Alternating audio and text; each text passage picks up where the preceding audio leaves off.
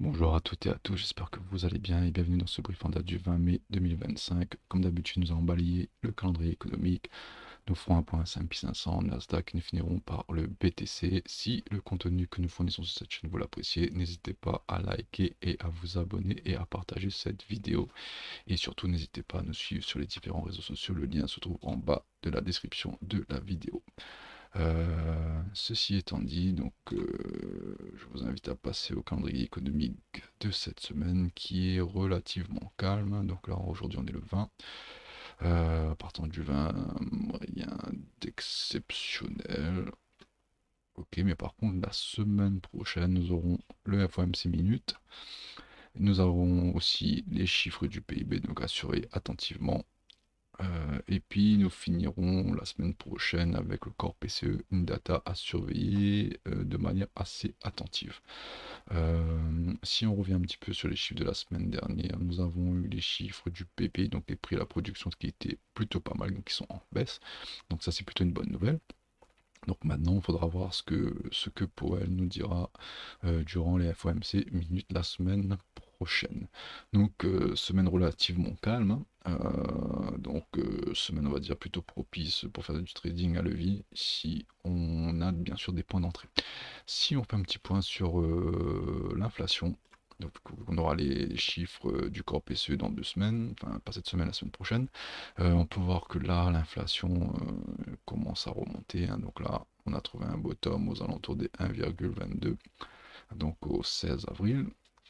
L'inflation commence à remonter un peu, donc cela présage que logiquement le CPI du mois prochain, qui sera aux alentours du 10-15, sera en dessous logiquement des 2%, et suite à cela, peut-être qu'il y aura un petit rebond de l'inflation, mais là, au jour d'aujourd'hui, se maintient en dessous des 2%, ce qui est plutôt positif.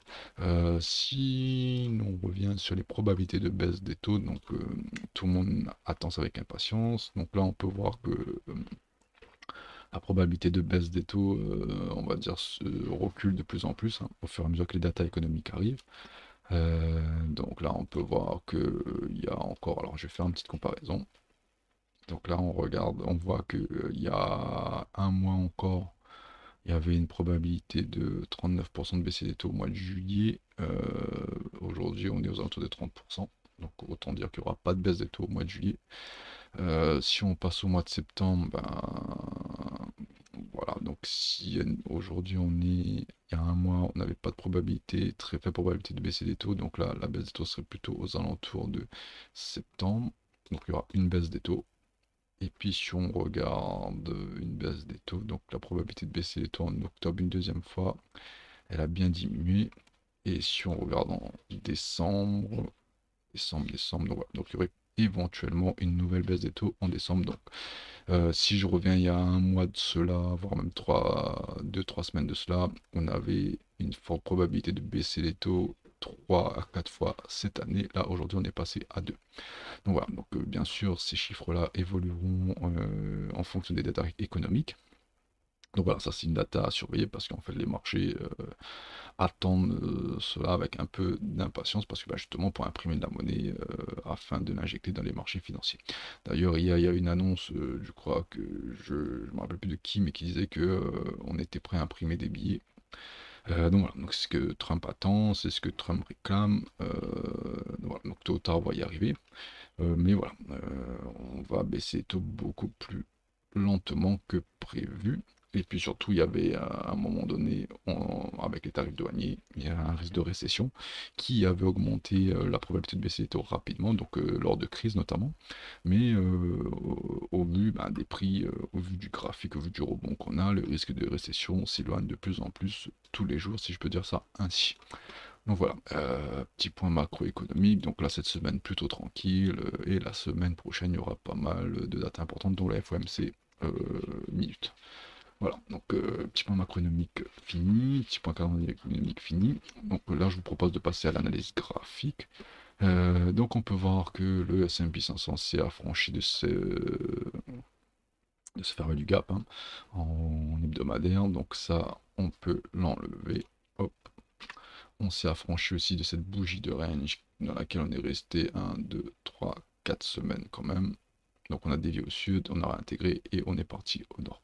Donc là, si on réintègre ça, donc c'est pour ça que j'ai laissé les 5728. Si on réintègre ça, ben voilà, clairement l'objectif, ça serait les 4800 points. Mais pour le moment, on n'y est pas. Là, on voit que la livraison de prix va aller logiquement au plus haut de mars 2025, donc aux 5988.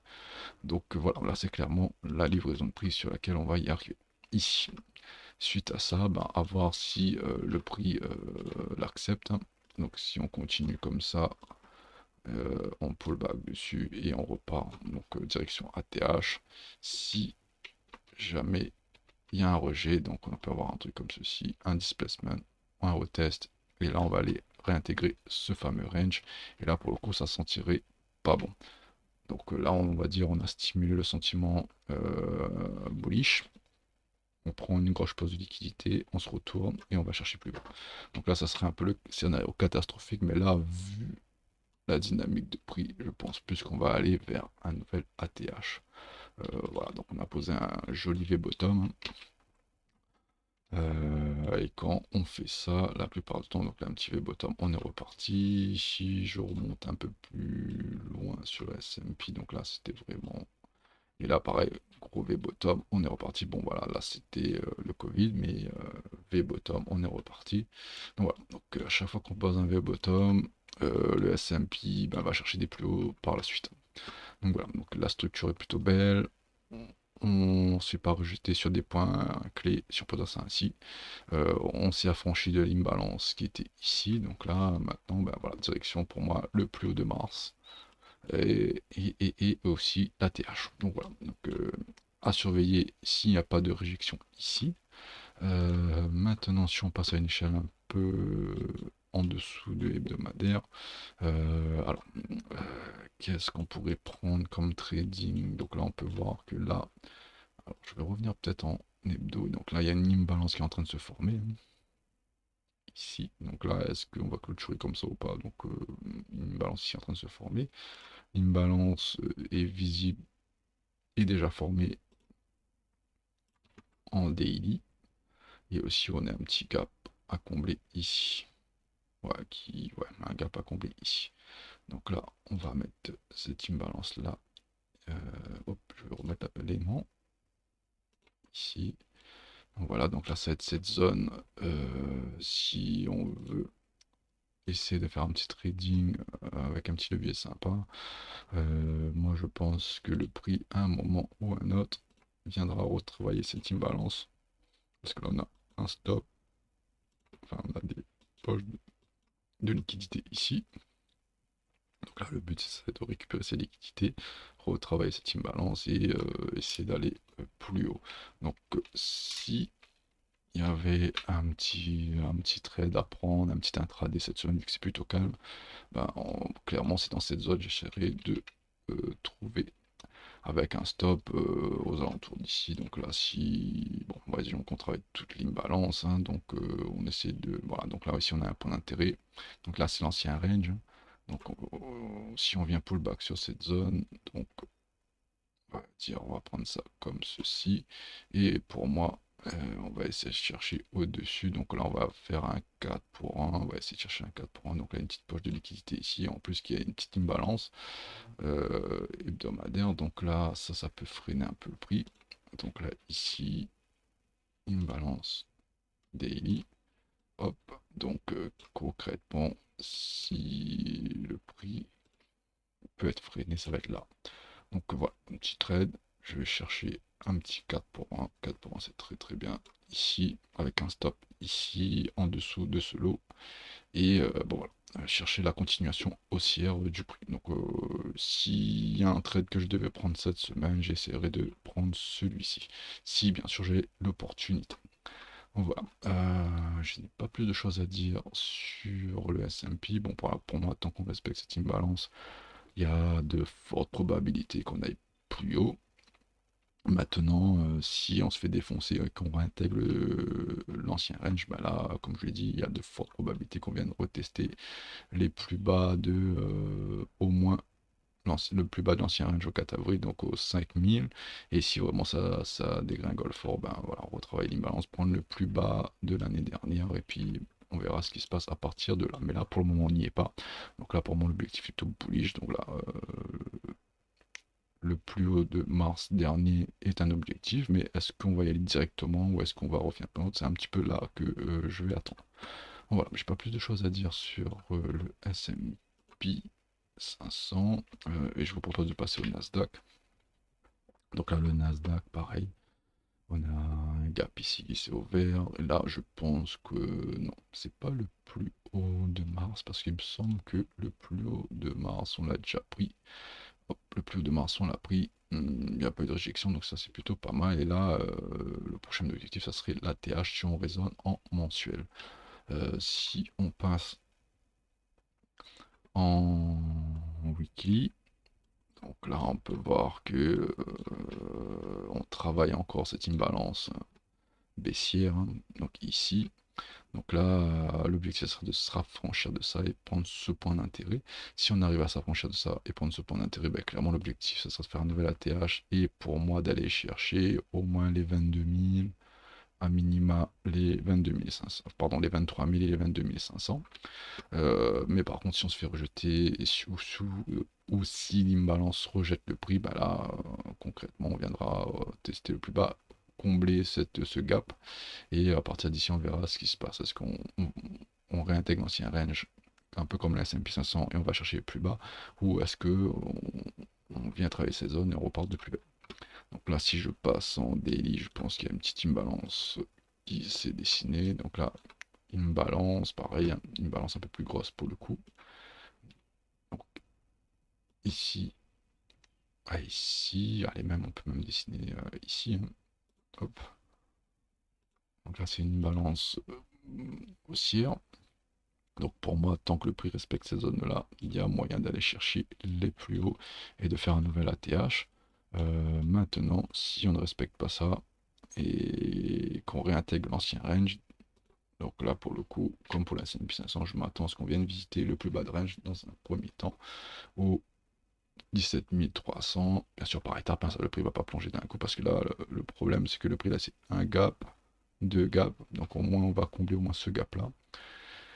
Et au pire, on comblera ce gap-ci, et si on comble ce gap-ci, ben, clairement, la division de prix, ça, ici, au bas de range. Donc voilà, donc il faudra faire très attention. Donc là, le prix consolide, hein, c'est normal, hein, qu'on arrive dans une imbalance, ben, le prix consolide. En fait, c'est des zones où il y a eu des gros écarts de prix, donc là, à la baisse. Donc là, à la hausse, ben, forcément, fatalement, on va consolider un petit peu ici avant d'y aller, hein. On va pas passer cette zone-là comme dans du beurre. Mais voilà, si on arrive à s'affranchir ça, ben, la livraison de prix, ça au-dessus de la TH. Si jamais on est rejeté ici, voilà, retour dans l'ancien range et on va aller visiter le plus bas de range. Mais là, comme je vous répète, comme je vous le dis, comme le S&P 500, on n'y est pas encore. Là, pour le moment, on est bullish, on a formé un beau V-bottom. Et là, voilà, moi, je garde mon objectif ici au 23 000. Maintenant, est-ce qu'on va y arriver? On va pas y arriver. J'ai pas de boule de cristal, mais à la lecture du prix, c'est un petit peu à quoi je m'attends. Voilà, donc pas plus de choses à dire sur le S&P, hein. Donc alors je vais juste vérifier, le plus haut weekly pareil a été pris, le plus bas weekly est là. Donc éventuellement prendre le plus bas weekly ici et faire une continuité haussière parce que le plus haut a déjà été pris. Donc la contrepartie se trouve ici. Donc le plus haut je peux l'enlever. Voilà, donc imbalance plus le plus bas weekly de la semaine dernière pourrait être une zone intéressante à acheter pour une continuation haussière. Donc là, pareil, il faudra être patient et en plus se rajoutant à cela le petit gap à combler. Cela fait que bon, les probabilités qu'on vienne revisiter cette zone est quand même assez forte. Donc moi, si je devais me placer sur un petit trade un peu comme celui que je vous ai montré sur le S&P, ben voilà, c'est un peu les zones que je viserai pour me positionner à l'achat avec un stop ici. Donc voilà, pas plus de choses à dire sur le Nasdaq. Donc que je vous propose de passer au BTC, au Bitcoin. Alors, le Bitcoin, lui, sa dynamique est beaucoup plus forte que le S&P 500, le Nasdaq. Donc, on avait vu la semaine dernière, tant qu'on respecte cette imbalance, pas de souci, le prix devrait aller à la hausse. Maintenant, on peut redessiner.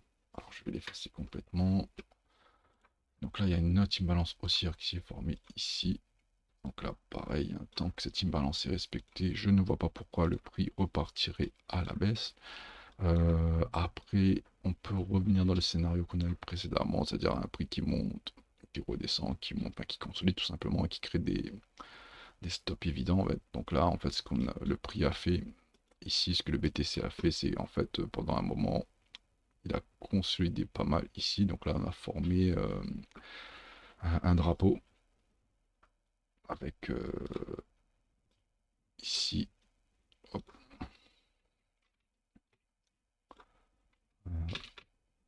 et ici un drapeau, hop, consolidation en drapeau, et puis pam, on est parti.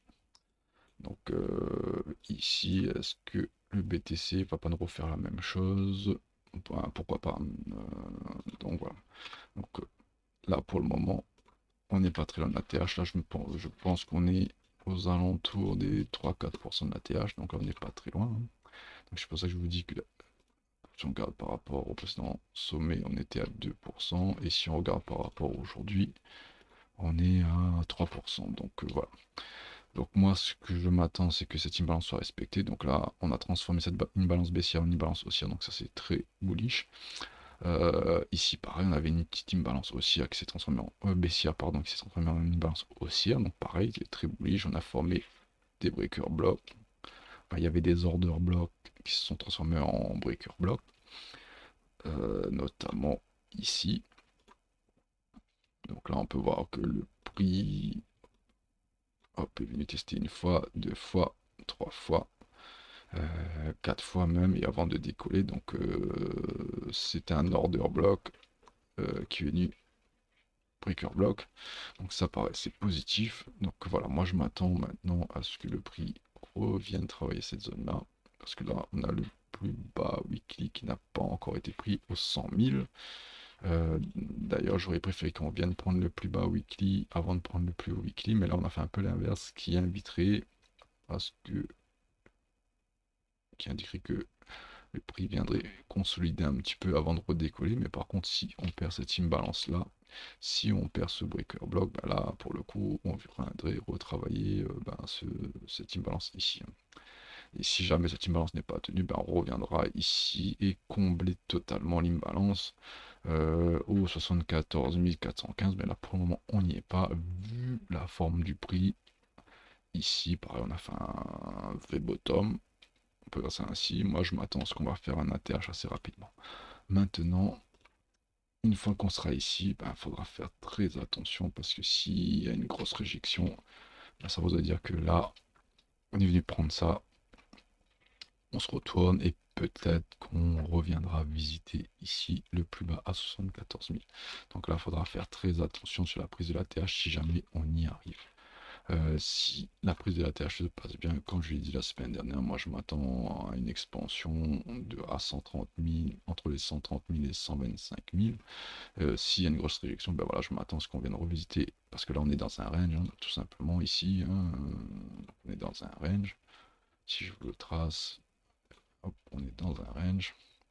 Donc le haut de range, le bas de range, donc on est venu prendre, donc on va dire même que le range était là, ici. On est venu dévier au sud, on a réintégré. Maintenant, il ne faut pas que voilà, on dévie au nord et on réintègre.